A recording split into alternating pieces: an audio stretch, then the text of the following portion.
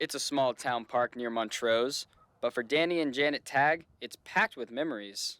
I know our boys, when Ball Diamond was out here, they just run the bases, and we'd bring a ball and bat out, but they just like to run the bases. I mean, we used to come out here basically every weekend, and we'd set up like a little camp and stuff, and we'd have a good time, But now there's going to be a lot more activities for them to do. More activities because the village of Montrose is planning some big renovations for their community park, with new campgrounds, boat docks, and even a new ball diamond. Clerk Holly Huber helped secure a grant of $600,000 for the improvements. She says the new park will bring families and bring the community together. I think families will definitely come out and use the playground equipment. We'll have two of those.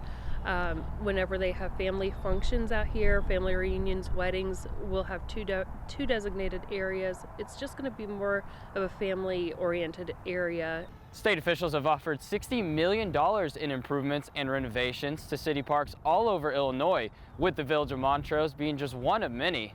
We were considered an economically depressed community, and we figured we got moved up on the list. And when she texted us that we got it, everybody rejoiced. President and Mayor of Montrose, Steve Browning, says he's most excited about the ball diamond, while Huber says she can't wait to come back and fish from the new docks. We're a big fishing family, so we like to be able to come up here of an evening if we get off work and out, in the summertime.